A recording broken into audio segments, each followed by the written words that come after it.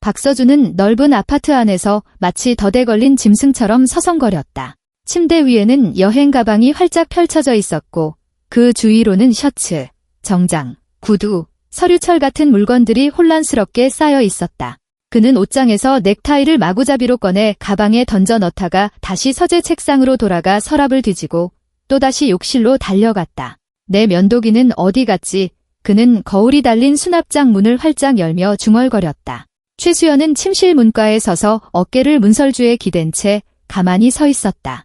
얼굴은 평온하고 거의 무심해 보이기까지 했다. 그녀는 가볍고 거의 눈에 띄지 않는 미소를 지으며 남편의 부산스러운 모습을 지켜보고 있었다. 그것은 다른 사람에게는 감춰진 무언가 중요한 것을 알고 있는 사람에게서나 나타나는 그런 표정이었다. 고작 5일짜리 출장인데 꼭 영원히 떠나는 사람처럼 짐을 싸네요. 그녀가 나지막이 말했다. 서준이 돌아보며 아내에게 짜증 섞인 시선을 던졌다. 수연아, 지금은 아니야. 비행기는 2시간 후고 길은 지옥처럼 막힐 거야. 서둘러야 해. 서두르면 간합가요. 수연이 차분하게 대답했다. 그녀의 말투, 그 흔들림 없는 태도는 이상하게 그의 신경을 거슬렀다. 평소 같았으면 아내는 짐 싸는 것을 돕고 잊어버린 물건을 챙겨주며 중요한 사소한 것들을 상기시키며 안절부절 못했을 것이다. 휴대폰 충전기는 챙겼는지, 여분의 양말은 넣었는지, 명함은 잊지 않았는지 확인하곤 했다. 하지만 지금 그녀는 그저 서서 바라보고만 있었다. 서준이 불편함을 느낄 정도로 빤히 쳐다보았다. 그는 마지막 서류철을 겨우 쑤셔넣고 여행 가방의 지퍼를 잠갔다. 허리를 펴고 손으로 머리를 쓸어 넘긴 후 방 안을 둘러보았다. 휴대폰은 주머니에, 서류는 가방에, 항공권도 거기에, 여권은 재킷 안주머니에. 모든 것이 제자리에 있었다. 그럼 나갈게. 그가 출구로 향하며 툭 던지듯 말했다. 수연은 문설주에 기댄 채 꼼짝도 하지 않았고 그녀의 미소는 조금 더 짙어졌다. 거의 비웃음에 가까웠다. 민준이는 아직 자. 서준이 아이 방을 지나치며 물었다. 자고 있어요. 어제 유치원 과제물 만드느라 늦게까지 깨어 있었거든. 아침에 아빠한테 보여주고 싶어 했는데 당신은 바쁘잖아요. 그녀의 말에는 비난의 어조가 없었지만 서준은 희미한 죄책감 같은 것을 느꼈다. 그는 아들 방에 들어가 잠든 아이에게 뽀뽀하고 밀라노에서 선물을 사오겠다고 약속할 생각이었지만 시간이 촉박했다. 이지아가 공항에서 그를 기다리고 있었다. 그들은 출발 1시간 전 체크인 카운터 앞에서 만나기로 약속했다. 밀라노, 단둘이서 5일, 아내의 전화도, 변명도, 핑계도 없는 시간, 순수한 자유, 낭만. 회사를 팔고 빚을 청산하고 나면 시작될 새로운 인생. 그는 여행 가방을 들고 재킷을 걸친 뒤 현관문 손잡이를 잡았다. 차가운 금속이 뜨거워진 손바닥을 기분 좋게 식혀주었다. 서준 씨, 수연이 불렀다. 그가 돌아보았다. 아내는 여전히 침실 문가에 서 있었지만 이제 그녀의 손에는 작은 벨벳 상자가 들려 있었다. 짙은 남색에 우아한 보석상에서 산 것이 분명한 상자였다. 서준은 그것을 즉시 알아보았다. 심장이 절벽에서 떨어지듯 쿵 하고 내려앉았다. 정말 잊은 건 없어요. 수연이 천천히 상자를 열며 물었다. 안쪽의 새하얀 공단 쿠션 위에는 목걸이가 놓여 있었다. 아침 햇살이 창문으로 쏟아져 들어오자 다이아몬드가 눈부시게 반짝였다. 섬세한 세공, 얇은 체인, 그리고 다른 보석들보다 조금 더 큰 중앙의 다이아몬드, 값비싼 보석이었다. 서준은 3주 전 이지아를 위해 시내 최고의 보석상 중 한 곳에서 주문했다. 이번 여행을 기념하기 위해서였다. 밀라노 두오모가 보이는 레스토랑에서의 첫날 저녁에 선물할 계획이었다. 그는 상자를 옷장 깊숙한 곳, 수연이 자선단체에 기부한다며 미루고 있던 낡은 스웨터 더미 뒤에 숨겨두었다. 어떻게 찾았을까? 일부러 찾은 걸까? 아니면 우연히 발견한 걸까? 그건 서준이 말을 시작했지만 목소리가 배신하듯 떨렸다. 어떤 여자를 위해 이걸 산 거죠? 수연이 물었다. 그녀의 목소리에는 히스테리도 절규도 없었다. 오직 등골을 오싹하게 만드는 얼음 같은 평온함만이 있었다. 서준은 필사적으로 머리를 굴렸다. 변명이 필요했다. 빠르고 설득력 있고 수연이 믿거나 적어도 의심하게 만들 만한 변명. 수연아, 이건 사업 파트너를 위한 선물이야. 윤 부장님 환갑이시거든. 50세. 김 이사랑 돈을 모아서 뭔가 괜찮은 걸 사기로 했어? 그분이 우리랑 몇 년을 일했고 회사가 막자리를 잡던 가장 어려운 시절에 큰 도움을 주셨잖아. 수연은 그의 말을 곱씹는 듯 천천히 고개를 끄덕였다. 그러고는 느릿하고 차분한 걸음으로 식탁으로 걸어갔다. 목걸이 상자를 광택나는 식탁 위에 올려놓았다. 가운 주머니에서 4번 접은 종이를 꺼냈다. 그것을 펼쳐 조심스럽게 주름을 편 뒤 보석 옆에 놓았다. 윤 부장님이라 흥미로운 변명이네요. 그녀가 생각에 잠긴 듯 말했다. 그런데 문제가 있어요. 그녀가 고개를 들어 남편의 눈을 똑바로 쳐다보았다. 이 편지를 어젯밤 저에게 가져다 준 건 윤 부장님이 아니라 이지아 씨였거든요. 서준은 그 자리에 얼어붙었다. 얼굴에서 핏기가 가셨다. 그는 여행 가방을 내려놓았다. 더 이상 공항에 서두를 생각이 없는 듯했다. 누가 가져왔다고? 그가 속삭였다. 이지아 씨, 당신의 내연녀? 우리 회사 인테리어 디자이너. 29세 어깨까지 오는 갈색 머리, 왼쪽 뺨, 입술 바로 위에 점이 하나 있고 금보다는 은 장신구를 선호하고 설탕 없는 카푸치노를 마시죠. 이 설명, 낯익은가요? 방 안이 서준의 눈앞에서 빙빙 돌았다. 벽이 기울고 바닥이 흔들리는 것 같았다. 그는 비틀거리며 식탁으로 다가가 의자 등받이를 붙잡았다. 떨리는 손가락으로 종이를 집어들어 빠르게 훑어보았다. 둥글고 대문자에 특징적인 장식이 들어간 이지아의 필체였다. 아래에는 그녀가 사무실 서류에 항상 하던 방식의 서명이 있었다. 최수연 이사님께 더 이상 침묵할 수 없습니다. 서준 씨와 저는 8개월째 만나고 있습니다. 그는 저에게 두 분은 오래전부터 타인처럼 지내왔고 이혼은 시간 문제이며 이사님 역시 헤어지길 원하지만 아들 때문에 미루고 있다고 말했습니다. 저는 그를 믿었습니다. 그의 모든 말을 믿었습니다. 하지만 어제 오후 제가 그의 사무실 앞을 지나가다가 우연히 두 분의 통화를 엿듣게 되었습니다. 문이 살짝 열려 있었거든요. 두 분은 주말 계획을 의논하고 민준이에 대해 이야기하며 어떤 가족적인 농담에 웃고 계셨습니다. 그는 이사님을 다정하게 불렀고 이사님이 가장 좋아하는 케이크를 사다 주겠다고 약속했습니다. 저는 깨달았습니다. 그가 저에게 거짓말을 했다는 것을요. 처음부터 계속 거짓말을 해온 겁니다. 어쩌면 우리 모두에게 거짓말을 했을지도 모릅니다.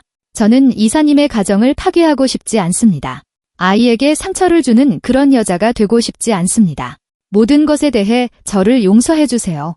이지아 드림. 서준은 천천히 고개를 들었다. 수연은 감정 없는 얼굴로 그를 쳐다보고 있었다. 마치 잘 모르는 사람의 정체를 파악하려는 듯 그를 연구하는 눈빛이었다. 수연아, 이건 오해야? 그녀가 모든 걸 잘못 이해한 거야?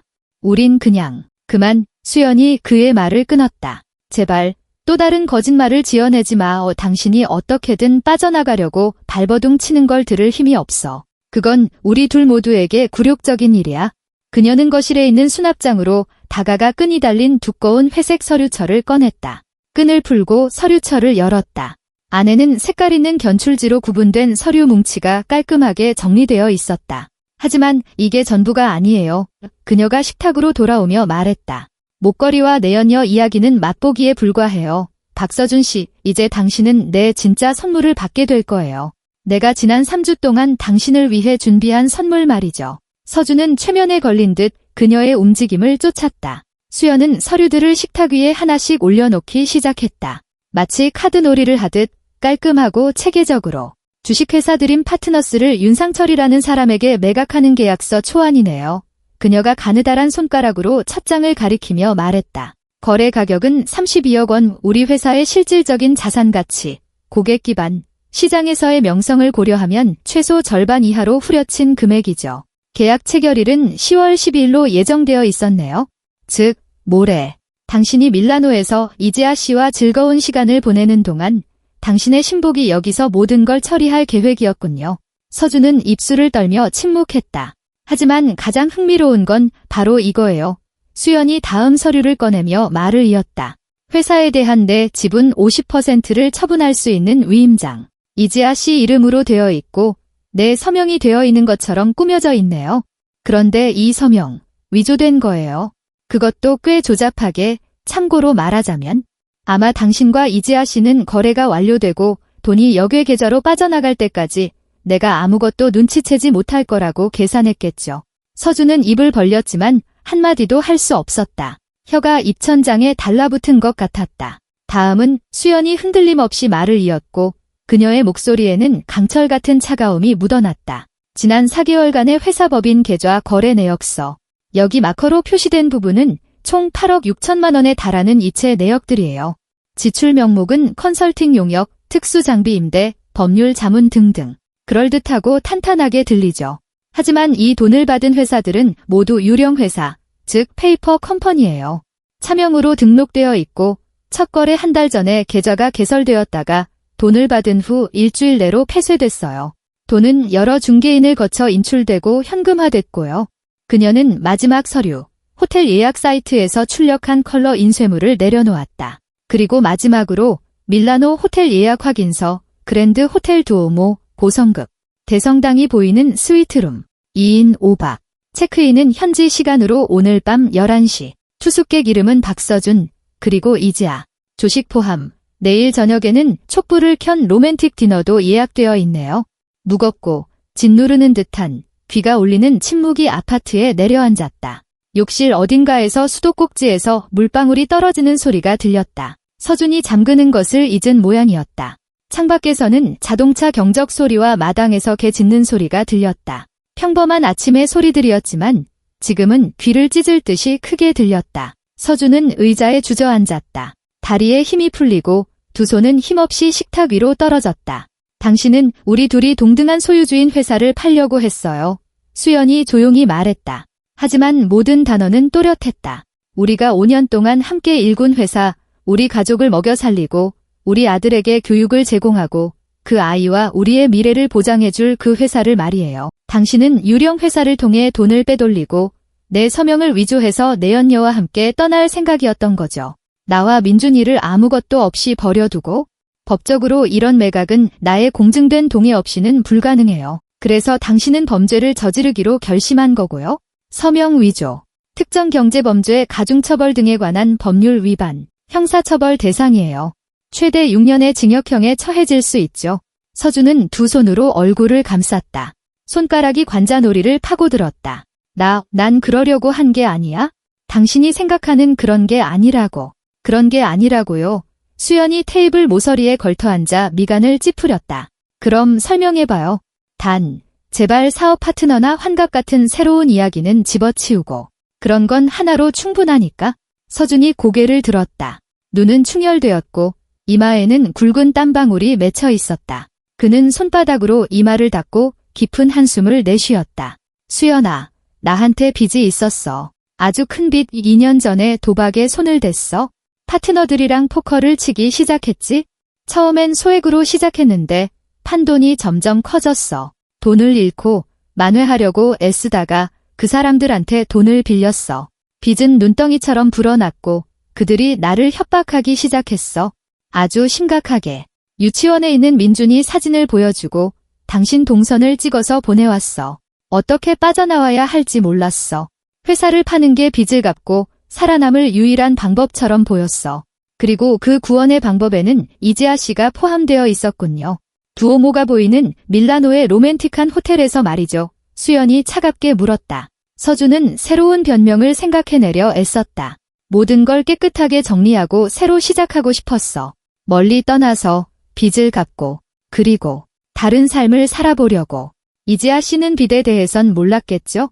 그녀는 그저 어리석고 버림받은 아내가 폐허를 정리하는 동안 두 사람이 함께 도망치는 거라고 생각했을 테고요. 수연이 그의 말을 끝맺었다. 돈도 사업도 없이 6살짜리 아이를 데리고 말이죠. 난 당신이 잘 해낼 거라고 생각했어. 서준이 속삭였다. 당신은 교육도 받았잖아. 경제학 학위도 있고 결혼 전에 일한 경험도 있고 똑똑하고 강하니까 일자리도 찾고 잘 정착할 거라고. 수연이 웃었다. 짧고 한 점의 기쁨도 없는 웃음이었다. 그 웃음소리는 깨진 유리 조각처럼 들렸다. 내가 잘 해낼 거라고 생각했다고? 우리가 함께 모은 동전 한 푼, 잠 못 이룬 밤 하나하나를 쏟아부어 만든 사업도 없이, 생계 수단도 없이 아이를 데리고? 정말 고결하시네요. 진정한 기사 나셨어. 수연아, 미안해. 내가 혼란스러웠어. 뭘 해야 할지 몰랐다고. 조용. 수연이 날카롭게 그의 말을 끊었다. 들려. 민준이 일어났어. 아이 방에서 잠결에 뒤척이는 소리가 들리더니 곧이어 작은 맨발이 마룻바닥을 타박타박 밟는 소리가 들렸다. 문이 삐걱거리며 열리고 로봇 변신 그림이 그려진 잠옷을 입은 아이가 문지방에 나타났다. 밝은 머리카락은 사방으로 뻗쳐 있었고 눈은 졸렸지만 이미 호기심으로 가득 차 있었다. 엄마, 아빠 아직 안 갔어요. 아이가 주먹으로 눈을 비비며 물었다. 내 로켓 본다고 약속했는데. 수연은 순식간에 변했다. 얼굴이 부드러워지고 눈에는 온기가 감돌았다. 그녀는 재빨리 식탁 위에 서류들을 모아 서류철에 다시 집어넣고 목걸이 상자를 닫았다. 아들에게 자연스럽고 다정하게 미소 지었다. 아니, 민준아. 아빠 아직 여기 있어? 부엌으로 가자. 엄마가 아침 해줄게. 꿀 뿌린 팬케이크 먹을래? 민준이는 기쁘게 고개를 끄덕이며 서준에게 달려가 아이의 온 힘을 다해 그의 목을 껴안았다. 아빠, 내 로켓 볼 거죠? 어제 저녁 내내 만들었어요. 호일로 만든 엔진도 있고 단추로 만든 창문도 있어요. 엄마가 우리 반에서 최고의 작품이 될 거래요. 서준은 아들을 끌어안고 자신에게 꼭 붙이며 잠시 눈을 감고 아이의 머리카락에서 나는 익숙한 냄새를 들이마셨다. 가슴속 무언가가 아프고 절망적으로 채 부 것을 느꼈다. 물론이지, 아들. 물론 보고 말고. 꼭 볼게. 수연은 민준이의 손을 잡고 부엌으로 데려갔다. 냉장고 문 열리는 소리, 식기 부딪히는 소리, 로켓과 우주비 행사에 대한 아이의 이야기가 들려왔다. 서준은 식탁에 홀로 남았다. 벨벳 목걸이 상자와 이지아의 편지, 회색 서류철을 쳐다보았다. 그가 치밀하게 세웠던 계획은 무너졌다. 몇 달에 걸쳐 조각조각 맞추어온 모든 것, 회사 매각 계획, 이지아와의 관계, 새로운 삶에 대한 꿈이 단 몇 분 만에 산산조각 났다. 수연은 알고 있었다. 모든 것을, 모든 세부사항과 모든 숫자를 알고 있었다. 그리고 가장 무서운 것은 그녀가 너무나도 침착하다는 점이었다. 배신당하고 속은 아내라고 하기에는 지나치게 평온했다. 이것은 히스테리나 눈물이 아니었다. 이것은 오랫동안 치밀하게 공격을 준비하고 증거를 수집하고 사실을 확인하고 전략을 세운 사람의 차갑고 계산된 분노였다. 서준은 일어나 휘청거리는 다리로 창가로 다가갔다. 아래 현관 앞에는 수연의 차인 은색 그랜저가 서 있었다. 그렇다면 그녀는 오늘 어디에도 갈 계획이 없었던 것이다. 휴가를 냈다는 뜻이었다. 오늘 아침 이런 일이 일어날 것을 미리 알고 있었다는 의미였다. 기다리고 준비했던 것이다. 서준은 아내와 아들의 즐거운 목소리가 들려오는 닫힌 부엌 문을 보았다. 민준이의 웃음소리, 접시에 숟가락 부딪히는 소리. 그는 오늘, 어쩌면 앞으로 영원히 어디로도 날아가지 못할 것이다. 30분 후, 아파트 초인종이 울렸다. 날카롭고 집요한 소리였다. 서준은 움찔하며 현관 쪽을 돌아보았다. 수연이 등 뒤로 앞치마를 풀며 부엌에서 나왔다. 얼굴에는 여전히 그 속을 알 수 없는 평온함이 어려 있었다. 이지아 씨예요. 그녀는 마치 택배기사에 대해 말하듯 무심한 어조로 말했다.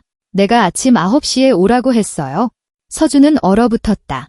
그녀를 여기로 불렀다고? 왜? 그녀 역시 진실을 알 자격이 있으니까요. 완전한 진실을. 수연이 대답하며 문을 열러갔다. 문지방에는 이지아 씨가 서 있었다. 갈색 머리는 포니테일로 묶여 있었다. 화장기 없는 얼굴에 눈은 붉고 부어 있었다.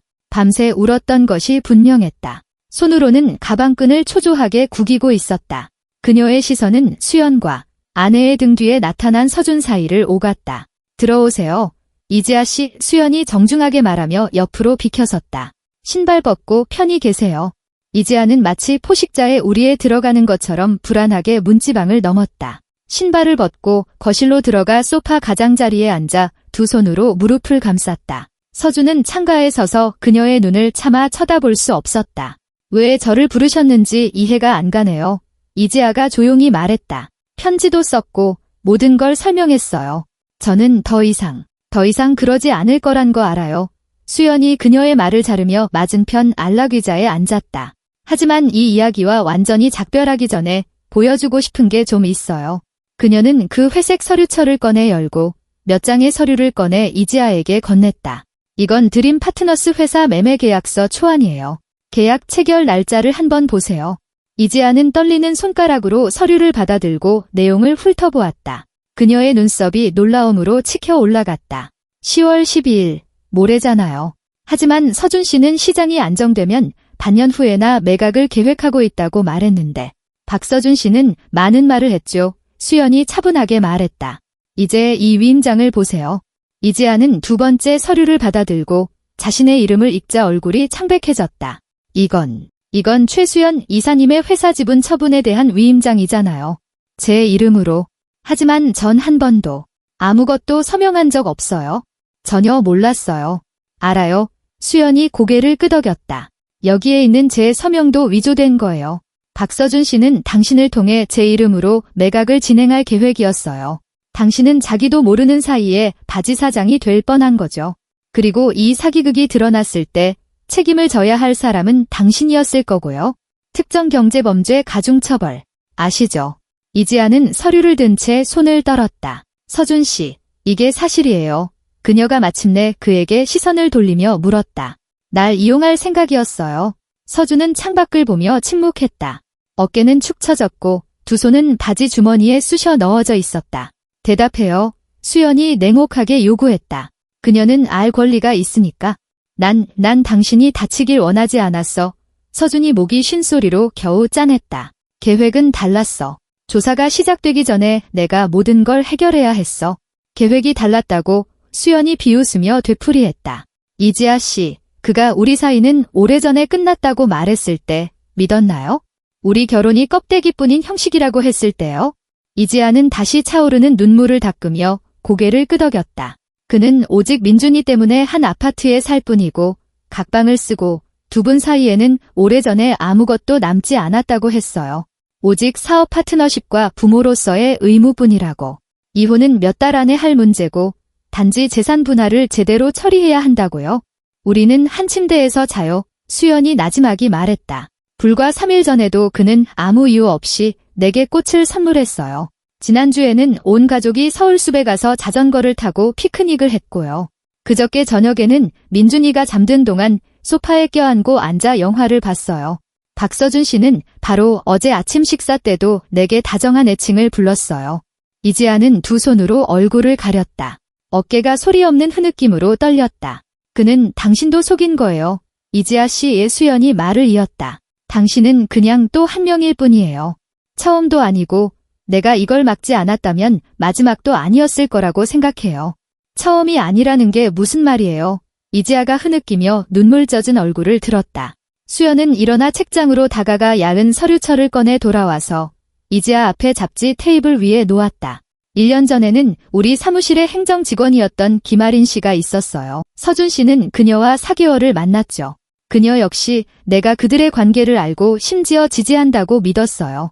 그 다음엔 경리부의 박은주 씨가 2개월, 옆부서 디자이너 정서연 씨가 3개월. 그들 모두 우리 결혼이 오래전에 죽었다고 생각했죠. 모두 서준 씨가 자신들을 선택해 주길 바랐고요. 그는 모두에게 똑같은 약속을 했어요. 이지아는 마치 뱀을 보듯 서류철을 쳐다보았다. 감히 열어볼 엄두를 내지 못했다. 당신, 모두 알고 있었어요. 그녀가 속삭였다. 처음부터는 아니었어요. 수연이 인정했다. 아린 씨에 대해서는 그의 휴대폰에서 메시지를 보고 우연히 알게 됐죠. 그때만 해도 나는 그게 한 번의 실수고 그가 정신을 차릴 거라고 믿었어요. 용서했죠. 하지만 그 후로 패턴이 보이기 시작했어요. 잦은 야근, 갑작스러운 출장, 우리가 한 번도 같이 가본 적 없는 레스토랑의 저녁 식사 영수증들. 나는 조용히 체계적으로 확인하기 시작했고 내 남편이 상습적인 거짓말쟁이라는 걸 알게 됐죠. 서준이 창가에서 획 돌아섰다. 수연아, 그만해. 왜 그녀에게 이 모든 걸 쏟아내는 거야? 그녀도 이미 다 알아들었잖아. 왜냐하면 수연이 차갑게 대답했다. 이지아 씨는 자기가 누구와 엮였는지 알아야 하니까. 다시는 당신 같은 사람을 믿지 않도록 말이야. 이지아가 일어섰다. 창백했던 얼굴이 자줏빛으로 변했다. 눈에서는 고통을 몰아내는 분노가 불타올랐다. 박서준, 날 사랑한다고 했지. 그녀가 갈라지는 목소리로 외쳤다. 내가 유일한 사람이라고.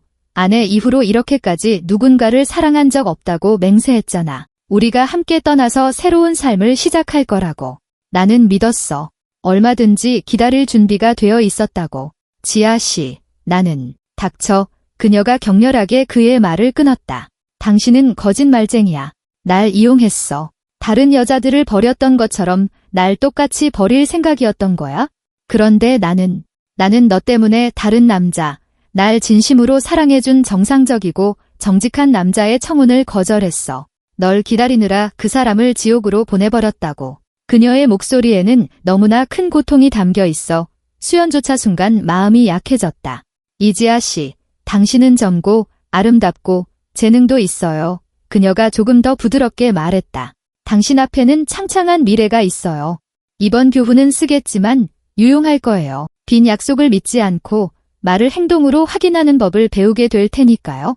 그리고 나는 남자라는 존재를 아예 믿지 않는 법을 배우게 되겠죠. 이지아가 쏘아붙였다. 가르쳐 주셔서 감사합니다. 그녀는 가방을 움켜쥐고 출구로 달려갔다. 문지방에서 돌아선 그녀는 서준을 너무나 경멸적인 눈으로 쳐다보았고 그는 저도 모르게 뒷걸음질 쳤다. 재미있었기를 바라. 이 8개월간의 거짓말이 그럴 만한 가치가 있었기를 바라. 왜냐하면 이제 당신은 정말 아무것도 남지 않았으니까. 아내도, 내연녀도, 명예도 없이. 문이 쾅 닫혔다. 그녀의 발소리가 계단을 따라 멀어지고 구두굽 소리가 아래로 울려 퍼졌다. 수연은 안락의자로 돌아와 지친 듯 남편을 바라보았다. 서준은 거실 한가운데에 벼락이라도 맞은 듯 서 있었다. 왜 그런 짓을 한 거야? 그가 조용히 물었다. 왜 그녀를 모욕했어? 그녀도 충분히 고통스러웠을 텐데. 수연은 놀랍고 의아한 눈빛으로 그를 쳐다보았다. 내가 그녀를 모욕했다고? 나는 그녀를 당신과 감옥으로부터 구해준 거야. 만약 당신의 회사 매각 사기극이 성공했다면 이지아 씨는 피고인석에 앉게 됐을 거라고. 위임장은 그녀 이름으로 되어 있었어. 법적으로 그녀는 사기 공모자가 됐을 거야. 자기가 당신의 게임에서 얼굴마담인 줄도 모른 채 말이야. 서준은 소파에 주저앉아 머리를 감쌌다. 그녀를 이용할 생각은 없었어. 하지만 이용했겠지. 수연이 냉정하게 잘라 말했다. 나를 이용하고 내 아들까지 이용했던 것처럼. 너를 파트너이자 친구로 여겼던 김 이사를 이용했던 것처럼 말이야. 파트너의 이름이 언급되자 서준은 움찔했다. 김 이사, 그도 알아? 전부는 아니지만 수연이 대답했다. 곧 전부 알게 될 거야. 오늘 오후 2시에 만나기로 약속했어. 당신도 참석해야 할 거고. 수연아, 제발. 그는 날 갈기갈기 찢어놓을 거야. 그럴 만한 충분한 권리가 있지? 당신은 그의 등 뒤에서 회사를 팔려고 했고 정관을 어겼고 파트너 계약을 위반했고 신뢰를 저버렸어. 법적으로 그는 당신을 대표 이사직에서 해임하고 입힌 손해에 대한 배상을 청구할 수 있어. 서준이 고개를 들었다. 눈에 공포가 스쳤다. 넌 내 모든 걸 빼앗으려는 거야? 나는 정의를 원해. 우수연이 대답했다. 이 상황은 당신이 자초한 거야. 이제 그 결과를 감당해. 부엌에서 숟가락 떨어지는 소리가 들리고 잠시 후 민준이가 거실을 들여다보았다. 머리는 이미 빗겨져 있었고 뺨에는 시럽 자국이 묻어 있었다. 엄마, 만화 봐도 돼요. 그가 물었지만 긴장된 분위기를 감지하고는 입을 다물었다. 아빠를 쳐다보았다. 아빠, 왜 회사에 안 갔어요? 출장 간다고 하지 않았어요. 서준은 억지로 미소를 지었다. 어색하고 가식적이었지만 아이는 아직 그런 것을 구분할 줄 몰랐다. 출장이 취소됐어, 아들. 아빠 집에 있을 거야? 와, 민준이가 기뻐했다. 그럼 내일 나랑 공원에 갈 수 있겠네요. 유치원 선생님이 가을 축제가 열려서 부모님이랑 와도 된대요. 수연과 서준은 시선을 교환했다. 그녀의 눈빛에는 아들을 속일 생각은 꿈도 꾸지 말라는 경고가 담겨 있었다. 물론이지. 민준아, 서준이 말했고 목소리가 떨렸다. 꼭 같이 가자.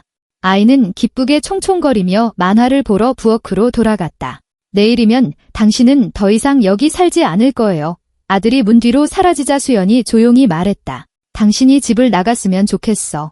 어디로? 서준이 무력하게 두 손을 펼쳤다. 나한텐 다른 집이 없어. 아파트를 구하든 친구를 찾든 일산에 계신 부모님 댁에서 지내든 해요.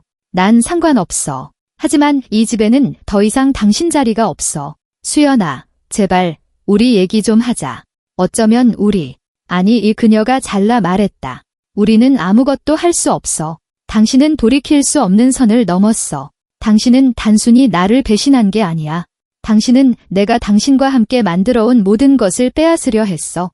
당신은 빛과 새로운 여자 때문에 아들의 미래를 빼앗을 준비가 되어 있었어. 당신은 배신자야, 박서준. 그리고 난 더 이상 당신 곁에 있을 수 없어. 서준은 바닥을 보며 앉아 있었다. 논쟁은 소용없다는 것을 깨달았다. 수연은 결정을 내렸다. 최종적인 결정을. 적어도 민준이는 만날 수 있을까? 그가 잠긴 목소리로 물었다. 물론이죠. 당신은 아이 아빠고 난 아들에게 당신에 대해 나쁘게 말하지 않을 거야. 하지만 만남은 변호사를 통해 정한 일정에 따라 이루어질 거고 양육비도 제때 지급해야 할 거야. 변호사 서준이 절망적으로 되뇌었다. 벌써 이혼 소송 낸 거야? 아직은 아니지만 오늘 낼 거예요. 변호사가 내 전화를 기다리고 있어? 수연은 일어나 식탁에서 서류철들을 챙겼다. 짐 싸서 나갈 시간은 하루 줄게요. 내일 저녁까지 당신 물건이 여기서 사라졌으면 좋겠어. 열쇠는 현관 선반에 두고 가요. 그녀는 침실로 들어가 문을 닫았다. 서준은 거실에 홀로 남았다. 창밖은 9월의 햇살이 비추고 있었다. 마당에서는 아이들이 놀고 있었다. 삶은 계속되는데 그의 모든 것은 무너져 내렸다. 휴대폰이 다시 진동했다. 이지아에게서 온 메시지였다. 마지막 메시지. 저 퇴사해요. 저한테 연락할 생각 마세요. 저에게 당신은 더 이상 존재하지 않아요. 서준은 소파에 앉아 눈을 감았다. 새로운 삶을 시작하려다. 삶 자체를 잃어버렸다. 문제에서 도망치려다. 문제에 짓눌려 버렸다. 그리고 가장 끔찍한 것은 김 이사와의 만남이 기다리고 있다는 사실이었다. 김태호는 강직하고 원칙적인 사람이었다. 배신을 용서하지 않는 사람이었다. 만약 수연이 그에게 회사 매각 시도에 대해 이야기한다면 서준은 아내의 분노와 파트너의 분노 중 어느 것이 더 끔찍할지 알 수 없었다. 하지만 아주 곧 알게 될 터였다. 정확히 오후 2시 아파트 초인종이 울렸다. 수연이 문을 열어 두 남자를 안으로 들였다. 첫 번째로 들어온 사람은 김태호, 45세의 체격 좋고 어깨가 넓은 머리가 희끗희끗한 남자였다. 그의 뒤를 따라 가죽 서류 가방을 든 정장 차림의 세련된 남자가 들어왔다. 강지훈 변호사, 41세, 이 도시 최고의 가족법 및 기업법 전문가 중 한 명이었다. 서준은 거실에 앉아 여전히 눈앞의 상황을 믿을 수 없었다. 지난 몇 시간 동안 그는 이지아에게 전화를 걸려 했지만 그녀는 모든 전화를 거절하고 그의 번호를 차단했다. 회사 매수자인 윤상철과 연락을 시도했지만 그 역시 불길한 낌새를 챘는지 받지 않았다. 서준은 궁지에 몰렸다는 것을 알았지만 여전히 어떻게든 빠져나가고 설명하고 변명할 수 있기를 바랐다. 김태호는 거실로 들어와 서준을 무거운 눈으로 훑어보았다. 인사도 없이 맞은편 안락의자에 앉았다. 최 이사님이 오늘 아침에 나한테 전화를 했더군. 그가 서론 없이 시작했다. 아주 흥미로운 얘기를 하더군. 너무 흥미로워서 처음엔 믿지 않았지? 뭔가 오해가 있겠거니 생각했는데 그녀가 서류를 보내왔고 믿을 수밖에 없었어. 서준은 초조하게 헛기침을 했다. 김 이사님, 제가 다 설명할 수 있습니다. 설명해봐. 김태호가 차갑게 쏘아붙였다. 어떻게 우리 회사를 그 윤상철이란 놈한테 헐값에 팔아넘길 생각이었는지, 내 허락도 없이 내 등 뒤에서 정관을 어기고 파트너 계약을 위반하고 기본적인 인간적 신뢰를 저버리면서 말이야. 저한테 빚이 있었습니다. 서준이 시작했다. 누구나 빚은 있어. 김태호가 말을 잘랐다. 하지만 정상적인 사람들은 파트너에게 와서 말하지. 나한테 문제가 생겼다. 같이 해결하자고. 넌 조용히 회사를 넘기고 돈을 챙겨서 튈 생각이었던 거고 나한테 모든 뒷수습을 떠넘기고 말이야. 서준은 고개를 숙였다. 변명거리가 떠오르지 않았다. 주식회사 드림 파트너스 정관에 따르면 강지훈 변호사가 서류 가방을 열며 대화에 끼어들었다. 지분 매각에 관한 모든 거래는 모든 설립자의 동의를 필요로 합니다. 박서준 씨가 25%, 최수연 이사님이 25%, 그리고 김태호 이사님이 50%를 소유하고 계십니다. 다른 소유주들의 동의 없는 매각 시도는 명백한 기업법 위반입니다. 그는 서류 몇 장을 꺼내 테이블에 펼쳐놓았다. 더욱이 배우자의 서명을 위조한 행위는 형법 제347조 사기죄에 해당합니다. 60억 원 이상의 가치를 지닌 사업 지분에 관한 것이므로 특정 경제범죄 가중처벌 등에 관한 법률이 적용되어 가중처벌 대상이 됩니다. 최대 6년의 징역형에 처해질 수 있습니다. 서준은 창백해졌다. 손가락이 떨렸다. 저는 일이 이렇게까지 될 줄은 몰랐습니다. 그냥 출구를 찾고 있었을 뿐입니다. 다른 사람들을 희생시켜서 출구를 찾고 있었던 거지. 수연이 쟁반을 들고 거실로 들어오며 냉혹하게 말했다. 그녀는 테이블에 물병과 컵을 내려놓았다. 그녀의 움직임은 침착하고 계산되어 있었다. 나를, 김 이사님을, 우리 아들을 희생시켜서. 그녀는 변호사 옆에 앉아 그에게 고개를 끄덕였다. 강지훈 변호사가 말을 이었다. 최수연 이사님께서는 일주일 전 첫 번째 부정행위의 징후를 발견했을 때 저에게 연락하셨습니다. 저희는 회사의 서류 흐름, 자금 흐름, 이메일 내역을 철저히 조사했습니다. 완벽한 그림이 맞춰졌습니다. 박서준 씨는 유령 회사를 통해 조직적으로 자금을 빼돌리고 회사 매각을 위한 기반을 닦았으며 서명을 위조했습니다. 김태호가 이를 갈며 욕설을 내뱉었다. 8억 6천만 원을 빼돌렸다고. 난 보고서를 보면서 그게 합법적인 지출인 줄 알았어.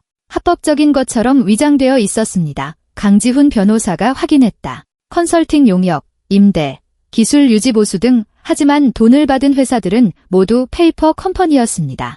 돈은 현금화되어 사라졌습니다. 그 돈은 어디로 갔나? 김태호가 서준을 쏘아보며 물었다. 카지노, 사설 도박장, 아니면 그냥 내연녀 생활비로? 서준은 대답하지 않았다. 그저 바닥을 응시하며 앉아 있었다. 포커요. 수연이 대신 대답했다. 그는 불법 도박장에서 도박을 했어요. 사업가들이 모이는 곳인데 입장료만 5천만 원부터 시작하는 곳이죠. 서준 씨는 계속 돈을 잃었고 주최 측에 이자를 내고 돈을 빌렸어요. 멈출 수가 없었던 거죠. 도박 중독자라 김태호가 혐오스럽다는 듯 결론 내렸다. 훌륭하군. 내 사업의 일부를 도박 중독자에게 맡겼다니. 김태호 이사님, 강지훈 변호사가 그를 향해 말했다. 이사님께는 박서준 씨를 설립자 명단에서 제외할 것을 요구할 완전한 권리가 있습니다. 정관에 따르면 회사에 중대한 손해를 끼친 행위를 한 구성원은 제외될 수 있습니다. 8억 6천만 원의 횡령과 불법 매각 시도는 충분하고도 남는 근거가 됩니다. 김태호는 천천히 고개를 끄덕이며 생각에 잠겼다. 그의 지분은 얼마 정도 가치가 있나? 독립적인 평가에 따르면 약 15억 원입니다. 변호사가 대답했다. 하지만 입힌 손해를 고려하면 횡령한 금액만큼의 손해배상을 청구할 수 있습니다. 그렇게 되면 박서준 씨는 사실상 아무것도 남지 않게 됩니다. 좋아, 김태호가 말했다. 제명 서류를 준비하게. 나를 배신한 인간과는 일할 수 없어. 서준이 고개를 들었다. 눈에 공황이 스쳤다. 김 이사님, 잠깐만요. 우리 합의합시다. 제가 돈을 갚겠습니다. 방법을 찾을게요. 어떻게 갚을 건데? 김태호가 차갑게 물었다. 넌 회사 지분 말고는 아무것도 없잖아. 그리고 그 지분은 내가 지금 손해배상금으로 가져갈 거야. 넌 아무것도 남지 않게 될 거라고. 내가 우리를 그렇게 만들려고 계획했던 것처럼 말이야. 일할 수 있습니다. 월급의 일부를 갚겠습니다. 넌 해고야. 김태호가 잘라 말했다. 오늘부로 넌 더 이상 주식회사 드림 파트너스의 대표가 아니야? 임원도 직원도 아니라고. 최 이사님이 내 자리를 맡을 거야. 회사 이름은 다트만 파트너스로 바꿀 거고. 서준이 아내를 쳐다보았다. 그녀는 감정 없이 마주 보았다. 당신도 동의하는 거야? 그가 조용히 물었다. 동의하는 것뿐만이 아니에요. 내가 요구하는 바예요. 수연이 대답했다. 회사는 우리 둘이 함께 세웠지만 지난 2년 동안 나는 민준이를 돌보느라 사실상 손을 떼고 있었어요. 당신을 믿었죠? 실수였어요. 더 이상 그런 실수는 안 해. 김 이사님은 건설 부문 총괄을 계속 맡으실 거고 나는 재무, 인사, 고객 관리를 맡을 거예요. 언제부터 이런 계획을 세운 거야? 서준의 목소리에 씁쓸함이 묻어났다. 아니요. 수연이 차분하게 대답했다. 이 계획은 딱 일주일 됐어요. 당신 배신의 규모를 깨달은 순간부터. 강지훈 변호사가 다시 말을 꺼냈다. 이제 가족 문제에 대해 말씀드리겠습니다. 최수연 이사님, 여전히 이혼 소송을 제기할 의향이 있으십니까? 네, 수연이 단호하게 말했다. 오늘 바로. 변호사는 고개를 끄덕이고 서류 가방에서 미리 준비한 서류들을 꺼냈다.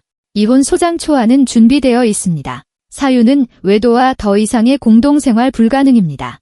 최수연 이사님께서는 민법에 따라 혼인 중 공동으로 형성한 재산의 분할을 요구하십니다. 우린 혼전 계약서가 있어. 서준이 상기시켰다. 거기에 모든 게 명시되어 있다고. 혼전 계약서의 조건이 한쪽 당사자를 극히 불리한 상황에 처하게 할 경우 이의를 제기할 수 있습니다. 강지훈 변호사가 설명했다. 박서준 씨께서 사기적인 방법으로 배우자의 사업 지분을 박탈하려 했다는 점을 고려하면 법원은 높은 확률로 계약 조건을 최수연 이사님께 유리하게 재검토할 것입니다. 서준은 두 손으로 얼굴을 감쌌다. 그의 세상은 매분 매초 무너져 내리고 있었다. 현재 거주하시는 아파트는 최수연 이사님 명의로 되어 있습니다. 우 변호사가 말을 이었다. 혼인 전에 최 이사님 부모님의 자금으로 구입한 것이므로 공동재산이 아닙니다. 박서준 씨께서는 이 아파트에 대한 권리가 없습니다. 차는 서준이 잠긴 목소리로 물었다. 3년 전에 구입한 현대 그랜저는 최수연 이사님 명의로 등록되어 있습니다. 구입 자금이 가게 예산에서 나왔다는 점을 고려하면 형식적으로는 공동재산입니다. 하지만 재산 분할 시 법원은 자녀의 이익을 고려할 것이므로 자동차는 어머니에게 남게 될 것입니다. 교외에 있는 별장은 최수연 이사님의 할머니로부터 상속받은 것이므로 분할 대상이 아닙니다. 서준이 씁쓸하게 웃었다. 그럼 난 정말 아무것도 없이 남는 거군? 개인 소지품과 양육비 지급 의무가 남습니다. 강지훈 변호사가 건조하게 말했다. 또한 최수연 이사님께서는 자녀의 교육, 치료, 성장에 필요한 추가 비용을 청구할 권리가 있습니다. 무슨 수로 내라는 겁니까? 방금 제가 실업자의 회사 지분도 없다고 하지 않으셨습니까? 그건 당신 문제지. 수연이 냉정하게 말했다. 일을 찾아. 어떤 일이든. 민준이가 당신 실수 때문에 고통받아서는 안 돼. 김태호가 일어나 출구로 향했다. 최 이사님, 어디로 연락해야 하는지 아시죠? 내일부터 회사 조직 개편 서류 작업을 시작합시다. 쓸데없는 짐 없이 일해야지. 그는 문과에서 멈춰서서 서준을 돌아보았다. 가장 충격적인 게 뭔지 알아? 내가 돈을 훔쳤다는 것도 아니고 아내를 속였다는 것도 아니야. 내가 내 아이를 배신할 준비가 되어 있었다는 사실이야. 민준이는 널 정말 좋아하는데 넌 도대체 뭘 위해서 걔를 버리려고 했던 거야? 고작 카드 몇 장과 여자 치마 때문에. 서준은 침묵했다. 할 말이 없었다. 김태호는 문을 쾅 닫고 나가버렸다. 강지훈 변호사는 서류를 서류 가방에 챙겨 넣고 일어섰다. 박서준 씨, 당신의 이익을 보호하기 위해 변호사를 선임하는 것을 권고합니다. 과정이 쉽지 않을 것이고 법률적인 도움이 필요할 겁니다. 무슨 돈으로 변호사를 선임합니까? 서준이 절망적으로 물었다. 무료 법률 구조 서비스가 있습니다. 강지훈 변호사가 말했다. 아니면 친척들에게 돈을 빌려달라고 부탁할 수도 있겠죠. 그는 수연을 향해 돌아섰다. 최수연 이사님, 소장은 오늘 오후 4시까지 제출하겠습니다. 재판은 약 한 달 후에 열릴 것입니다. 그때까지는 별거 상태를 유지하고 아버지와 자녀의 면접 교섭에 대한 임시적인 규칙을 정하는 것이 좋겠습니다. 아들을 얼마나 자주 볼 수 있습니까? 서준이 물었다. 수연은 생각에 잠겼다. 토요일과 일요일, 오전 10시부터 저녁 6시까지 당신이 아이를 데려가서 놀아주고 다시 데려다줘요. 아직 어리니까 당신 집에서 자는 건 안 돼요? 좀 더 크면 다시 논의하죠. 공평하군요의 강지훈 변호사가 고개를 끄덕였다. 서면으로 확정하죠. 두 분 다 서명하시고요. 어느 쪽에서든 위반 사항이 발생하면 문서적인 증거가 될 겁니다. 그는 자녀와의 면접 교섭에 관한 표준 합의서를 꺼냈다. 수연은 망설임 없이 서명했다. 서준은 떨리는 손으로 펜을 잡고 종이 아래에 휘갈겨 서명했다. 한 가지 더 있습니다. 변호사가 덧붙였다. 박서준 씨, 24시간 내에 주거 공간을 비워야 합니다. 당신이 여기에 계속 머무는 것은 자녀와 곧 전 부인이 될 분에게 심리적으로 불편한 환경을 조성합니다. 우린 아직 전 부부가 아니요. 서준이 무심코 정정했다. 형식적으로는 그렇죠. 하지만 사실상 이 순간부터는 끝이에요. 수연이 차갑게 말했다. 짐 싸요. 내일 저녁까지 당신이 여기서 사라졌으면 좋겠어. 강지훈 변호사가 작별 인사를 하고 떠났다. 수연은 그를 문까지 배웅하고 거실로 돌아왔다. 서준은 소파에 구부정하게 앉아 허공을 응시하고 있었다. 정말 일이 이렇게 되길 바란 게 아니었어. 그가 조용히 말했다. 혼란스러웠어. 빚은 늘어나고 협박을 당하고 그들이 당신과 민준이에게까지 손을 댈까 봐 두려웠어. 그랬다면 나에게 와서 사실대로 말했어야지. 수연이 대답했다. 우리가 함께 방법을 찾았을 거야. 별장을 팔든 대출을 받든 내가 더 일찍 복직했든 뭐든지 할 수 있었어. 하지만 당신은 기만과 배신을 선택했지?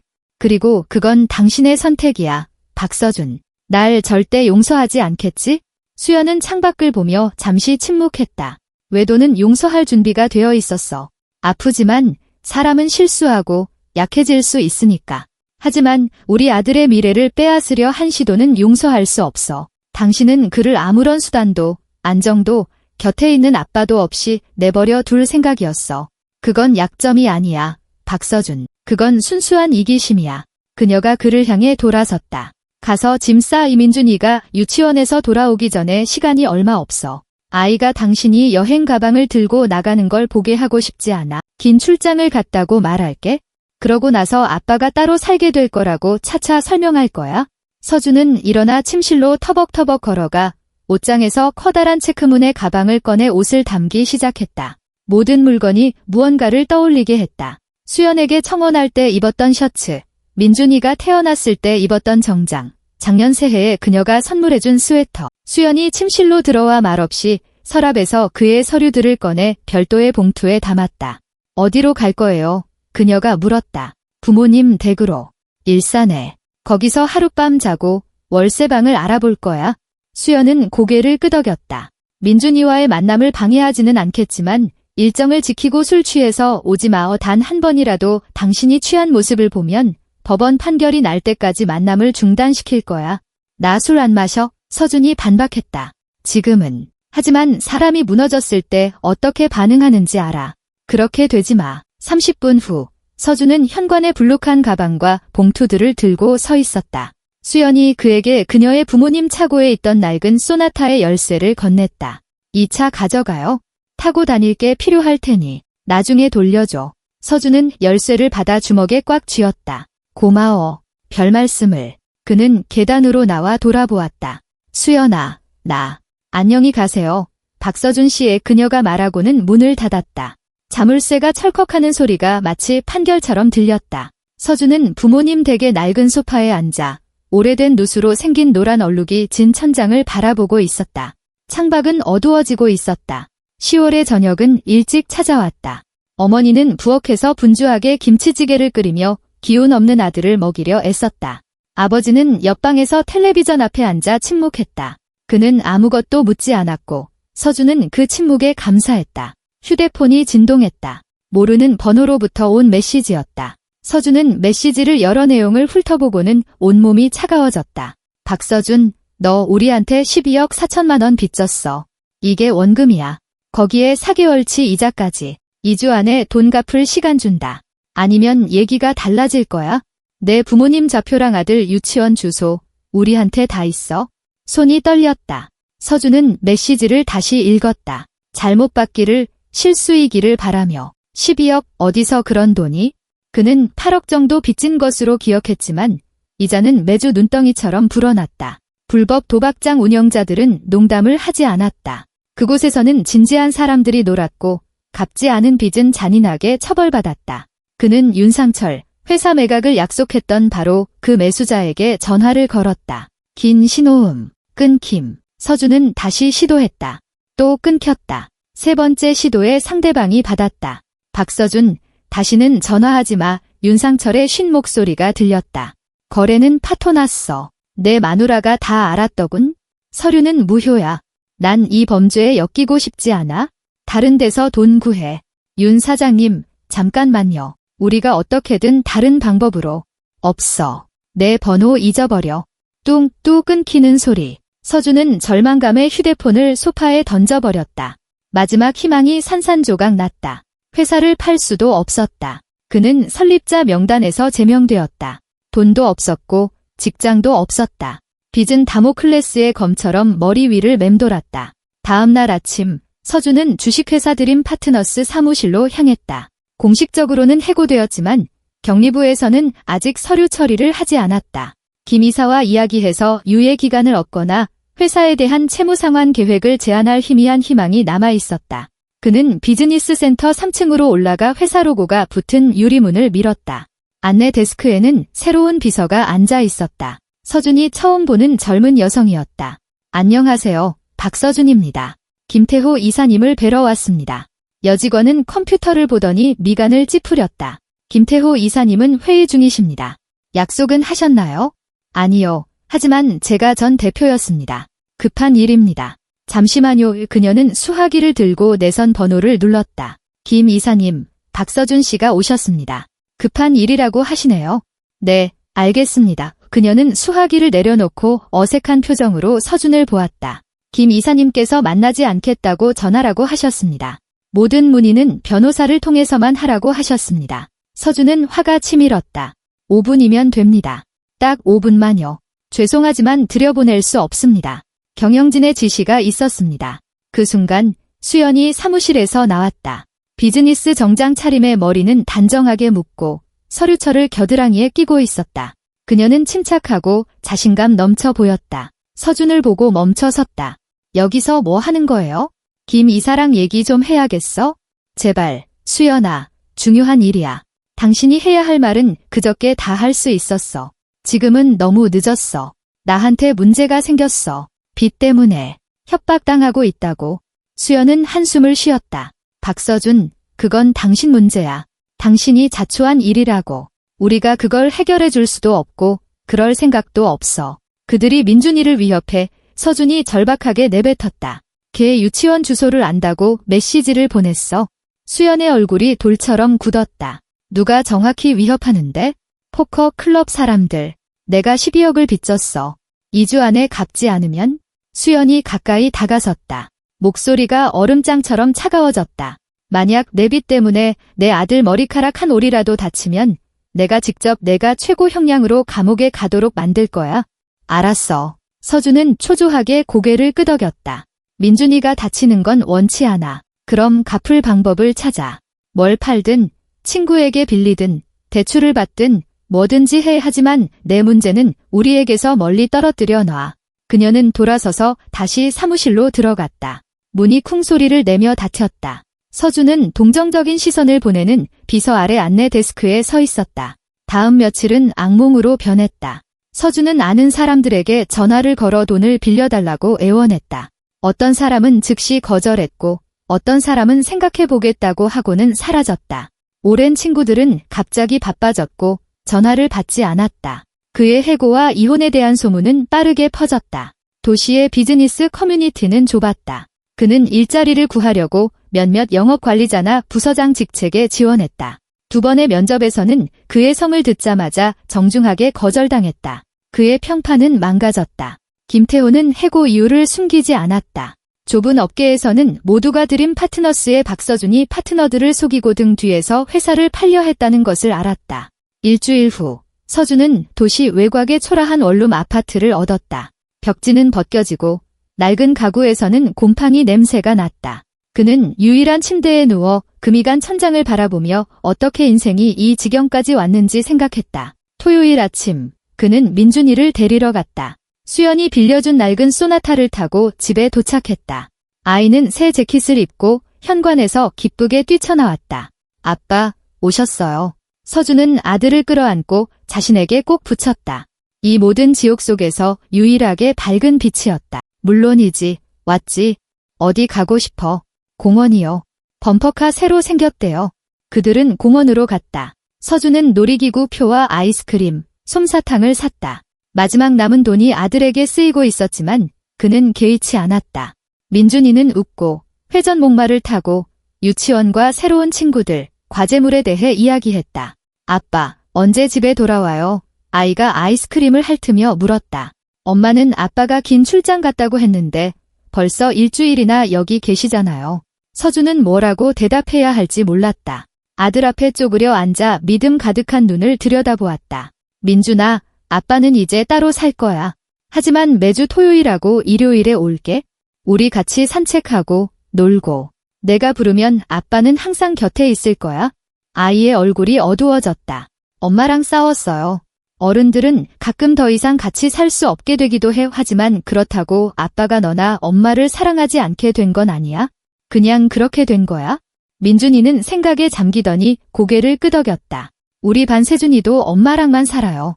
아빠가 주말마다 와서 동물원에 데려다 준대요. 아빠도 올게. 매주. 아이는 미소 지었지만 그 미소는 슬펐다. 알았어요. 대신 없어지지 않겠다고 약속해요. 약속할게, 아들. 저녁에 서준은 민준이를 다시 데려다 주었다. 수연이 현관 앞에서 만나 아들의 손을 잡았다. 하루 잘 보냈어? 응, 서준이 대답했다. 놀이기구 타고 산책했어. 수연은 고개를 끄덕였다.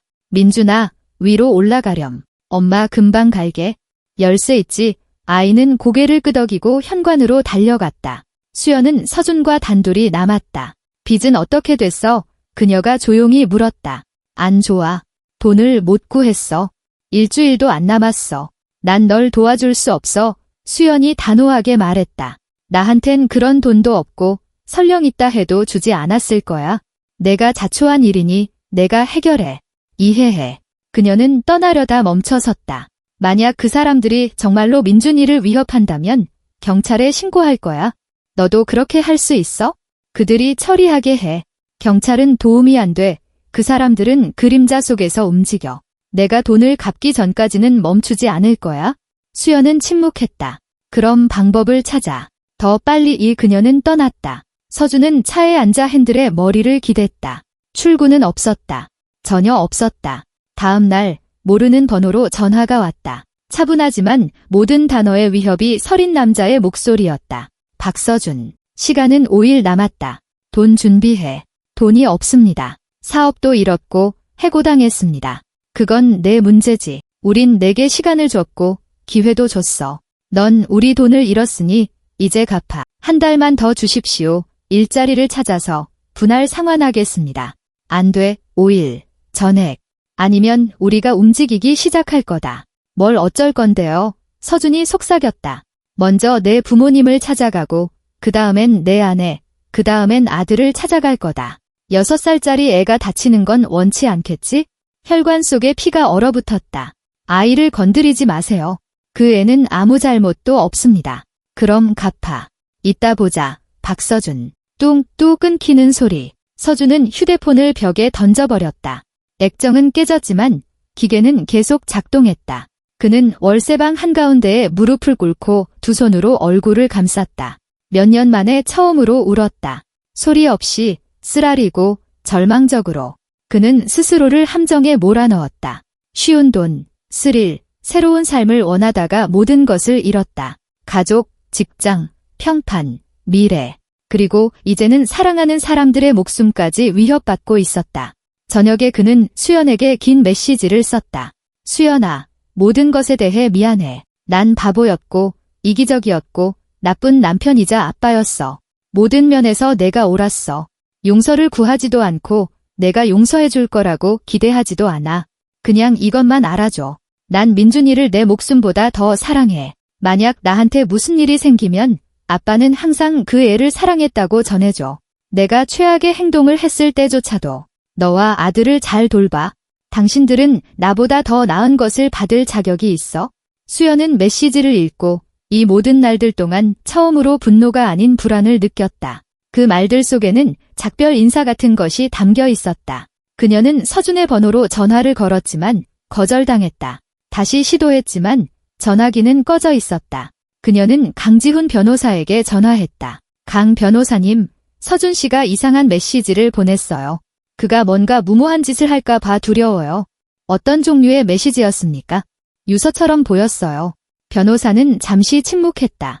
그의 부모님께 연락해서 그가 지금 어디에 있는지 알아보겠습니다. 상황이 심각하다면 경찰을 부르죠. 1시간 후 답장이 왔다. 서준의 부모님은 그가 아침 일찍 집을 나섰고 빚 문제를 해결하러 간다고 말했다고 전했다. 그 이후로는 연락이 닿지 않았다. 수연은 아파트 안을 서성거렸다. 민준이는 무슨 일이 일어나고 있는지 모른 채 아이 방에서 자고 있었다. 그녀는 서준이 저지른 모든 짓에도 불구하고 그가 자기 아이의 아버지라는 것을 깨달았다. 만약 그에게 나쁜 일이 생긴다면 민준이가 고통받을 것이다. 밤에 서준에게서 메시지가 왔다. 짧았다. 클럽 사람들을 만났어. 합의했어. 2년 동안 그들을 위해 일하면서 빚을 갚기로 했어. 민준이는 안전해. 걱정 끼쳐서 미안해. 수연은 안도의 한숨을 내쉬었다. 그가 방법을 찾은 것이다. 비록 의심스러운 방법일지라도 민준이는 다치지 않을 것이다. 그것이 가장 중요했다. 서준은 정말로 채권자들을 만나 그들의 불법 사업을 위해 일하겠다고 제안했다. 서류 작업을 하고 거래를 처리하고 자금 흐름을 은폐하는 사실상 불법 활동의 법적 방패막이가 되는 것이었다. 그에게는 선택의 여지가 없었다. 그는 2년 동안 자신을 올가멜 서류에 서명했다. 아들의 목숨과 맞바꾼 자유. 그것이 그가 기꺼이 지불할 수 있는 유일한 대가였다.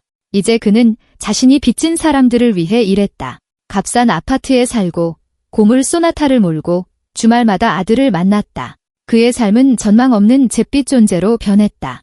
이지아는 그의 인생에서 영원히 사라졌다. 회사는 더 이상 그의 것이 아니었다. 수연은 이혼 소송을 제기했다. 유일하게 남은 것은 민준이었다. 칠흑 같은 어둠 속의 밝은 빛, 하지만 그 빛조차 일주일에 단 이틀만 허락되었다. 6개월이 지났다. 4월은 도시의 신선한 녹음과 따뜻한 바람, 그리고 새로운 시작의 느낌을 불어넣었다. 수연은 3층 사무실 창가에 서서 아래의 활기찬 거리를 내려다보고 있었다. 등 뒤에서는 키보드 두드리는 소리가 들렸다. 관리자들은 새로운 프로젝트에 매달리고 있었다. 회사는 마치 병든 장기를 제거한 유기체처럼 위기에서 살아났다.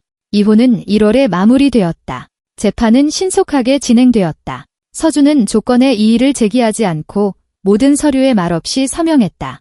그는 살이 빠지고 초췌해졌으며 얼굴에는 주름이 깊어졌다. 법정에 앉아 바닥만 쳐다보다가 판사가 아들과의 면접 교섭에 대한 결정을 낭독할 때에야 고개를 들었다. 눈에 감사의 빛이 스쳤다. 수연은 그의 민준이와의 만남을 제한하지 않았다. 최 이사님, 파주에 있는 건설사에서 전화 왔습니다. 비서가 사무실을 들여다보며 보고했다. 전원주택 단지 프로젝트에 대해 논의하고 싶어 합니다. 김 이사님께 연결해주세요. 그분이 받으실 거예요. 수연이 대답했다. 그리고 30분 후에 모두 회의실로 모이라고 하세요. 5월 일정에 대해 논의해야 해요. 여직원은 고개를 끄덕이고 나갔다. 수연은 책상으로 돌아와 다이어리를 열었다. 시간 단위로 짜인 스케줄, 고객과의 미팅, 공급업체와의 협상, 계약서 서명. 이 몇 달 동안 그녀는 일에 재미를 붙였다. 사업 경영이 그녀에게는 쉽게 느껴졌다. 경제학 학위와 타고난 체계적인 성격이 올바른 결정을 내리는데 도움이 되었다. 김태호는 그녀를 존중했다. 처음에는 그녀가 잘 해낼 수 있을지, 서준을 대체할 수 있을지에 대한 의구심이 있었다. 하지만 수연은 자신이 그 이상을 할 수 있다는 것을 증명했다. 그녀는 재무를 정리하고 투명한 보고 시스템을 구축했으며 고객과의 관계를 개선했다. 회사는 서준이 있을 때보다 더 많은 이익을 내기 시작했다. 당신 정말 대단해. 어느 날 김태호가 커피 한 잔을 들고 그녀의 사무실에 들어오며 말했다. 솔직히 일이 이렇게 풀릴 줄은 몰랐어. 하지만 당신이 서준이가 파놓은 구덩이에서 우리를 건져냈어. 그냥 제 일을 하는 것뿐이에요. 수연이 미소 지으며 대답했다. 그리고 전 이게 좋아요. 민준이랑 집에만 있는 동안 전문적인 성취감이 그리웠나 봐요. 민준이는 어떻게 적응하고 있어? 처음에는 힘들어했어요. 매일 아빠에 대해 물었죠. 지금은 서준 씨가 주말마다 온다는 것에 익숙해졌어요. 심리 상담사 말로는 아이가 잘 대처하고 있대요. 안정감과 정직함이 가장 중요하다고 하더라고요. 김태호가 고개를 끄덕였다. 아들을 아버지에게 등 돌리게 하지 않은 건 잘한 일이야. 그런 상황에 처한 많은 여자들이 아이를 통해 복수하려 들거든. 넌 그러지 않았어. 존경스러워. 수연은 어깨를 으쓱했다. 박서준 씨는 나쁜 남편이었지만 나쁜 아빠는 아니에요. 민준이는 그를 사랑하고 저는 그 사랑을 빼앗을 권리가 없어요. 아빠가 완벽하지는 않더라도 진짜 아빠로 남게 해줘야죠. 저녁에 수연은 유치원에서 민준이를 데려왔다. 아이는 컸고 더 진지해졌으며 덜 때를 쓰고 집안일을 더 많이 도왔다. 이혼은 그에게 삶이 복잡할 수 있다는 것을 이른 나이에 가르쳐 주었다. 엄마, 내일 아빠 와요. 그가 차 안에서 안전벨트를 매며 물었다. 물론이지. 언제나처럼 오전 10시에. 우리 어디 가요? 그건 내일 아빠한테 물어봐. 뭔가 재미있는 걸 생각해낼지도 모르잖아. 민준이는 고개를 끄덕이고 태블릿에 코를 박았다. 수연은 백미러를 통해 그를 쳐다보았다. 그녀의 아들은 완전한 가정 없이 자랐지만 행복했다. 그것이 가장 중요했다. 그녀는 그에게 안정감과 사랑, 관심을 주었다. 거짓말쟁이와의 결혼 생활에서 줄 수 있었던 것보다 더 많은 것을. 집에서는 저녁 식사가 기다리고 있었다. 수연은 요리를 거의 하지 않았다. 일이 많은 시간을 빼앗아갔지만 저녁에는 아들과 함께 시간을 보내려고 노력했다. 그들은 함께 저녁을 먹고 하루 동안 있었던 일에 대해 이야기하고 보드게임을 했다. 서준이 끊임없이 부재 중이거나 늦게 들어왔을 때 부족했던 소박한 기쁨들이었다.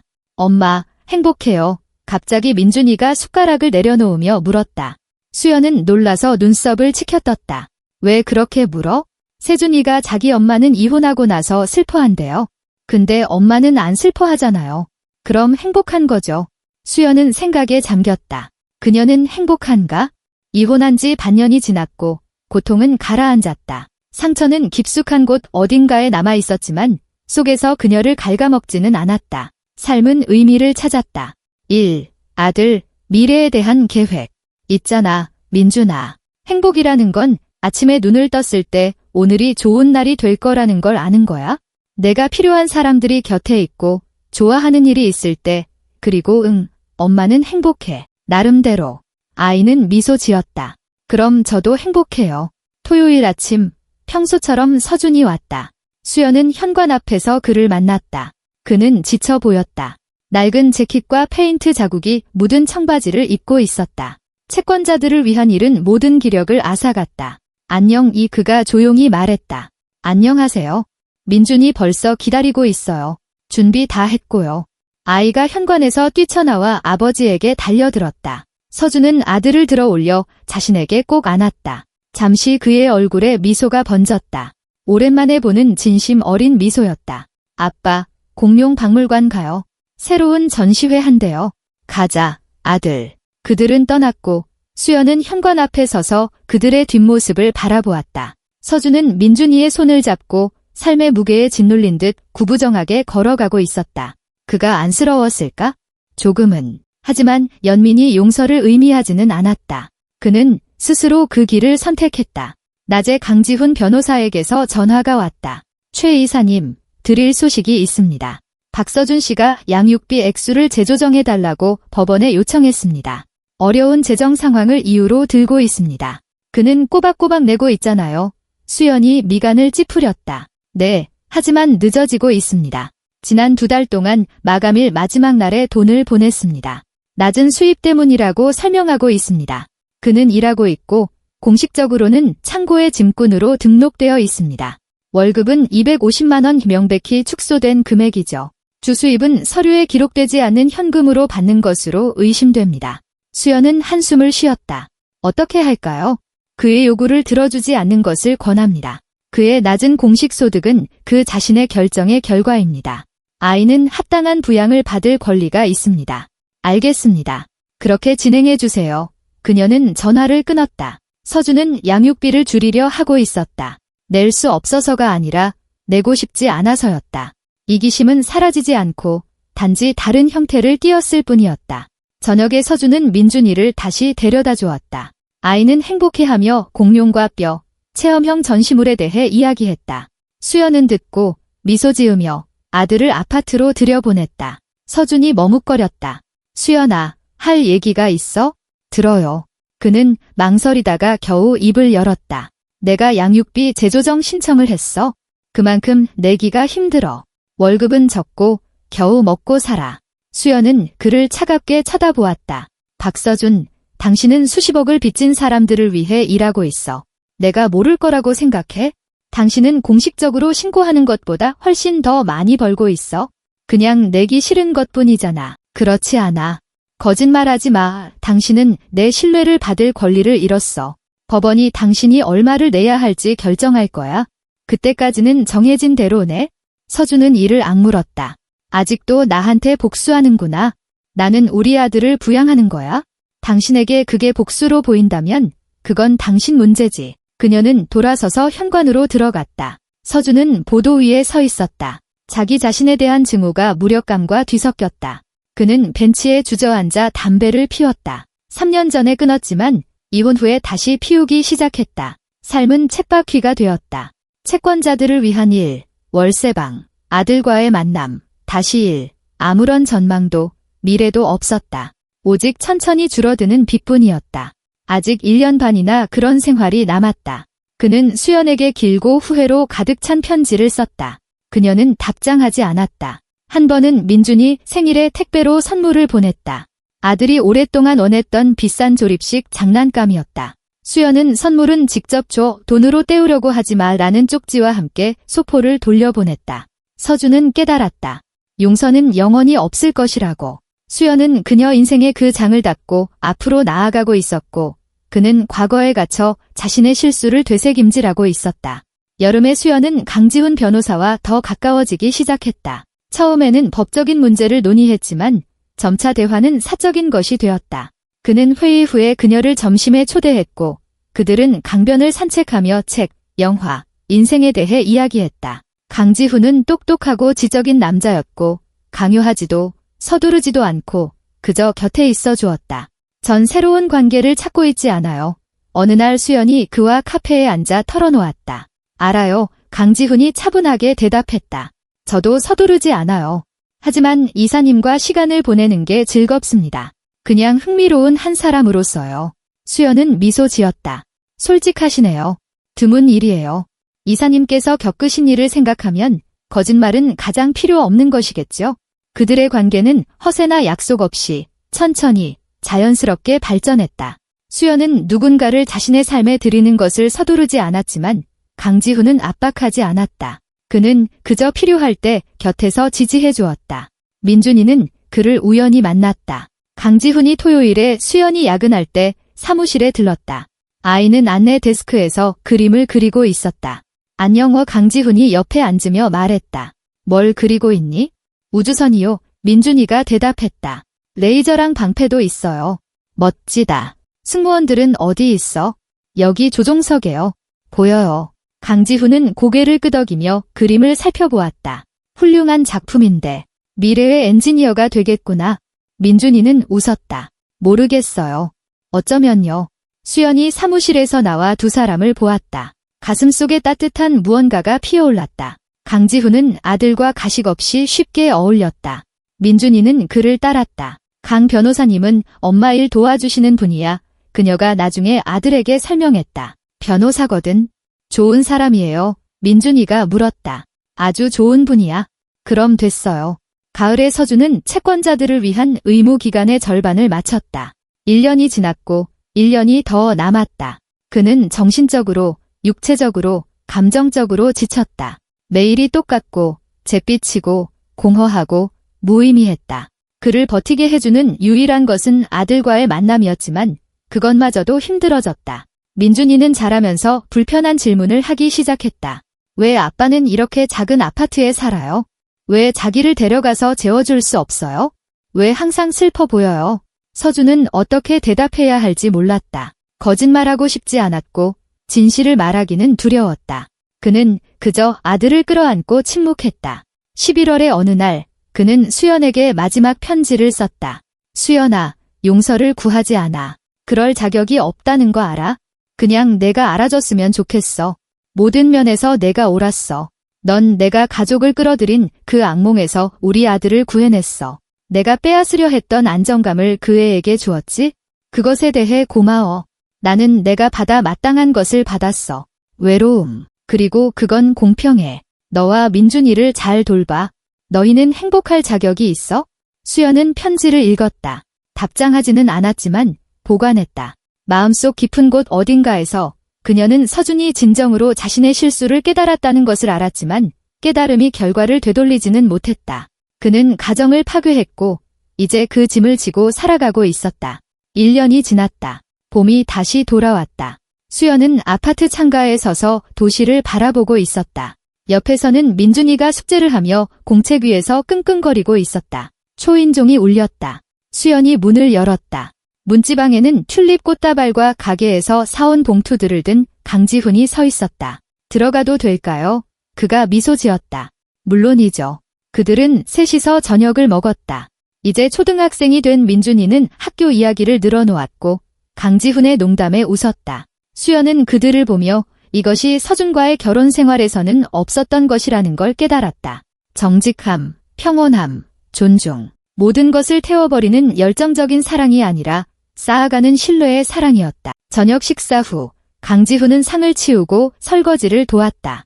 민준이는 만화를 보다가 소파에서 잠이 들었다. 수연은 아들에게 담요를 덮어주고 거실로 돌아왔다. 와주셔서 감사해요. 그녀가 조용히 말했다. 여기 있는 게 즐겁습니다. 강지훈이 대답했다. 두 분 모두와 함께 있는 것이요. 그들은 부엌에 앉아 차를 마시며 계획에 대해 이야기했다. 수연은 회사의 새로운 프로젝트에 대해, 강지훈은 복잡한 소송 사건에 대해 이야기했다. 평범한 저녁이었다. 하지만 그 평범함 속에는 조화가 있었다.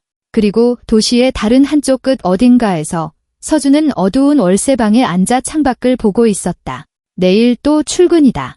또다시 굴욕적인 심부름, 또다시 빚에 대한 상기. 아직 반년이나 더 남은 이런 삶, 그 후에는 빚이 청산될 것이다. 그리고 그 다음은? 그는 몰랐다. 미래는 없었다. 오직 공허함만이 있을 뿐이었다. 수연은 결혼 생활에서는 얻지 못했던 것을 얻었다. 자유. 서준은 그가 받아 마땅한 것을 얻었다. 외로움. 정의는 실현되었다.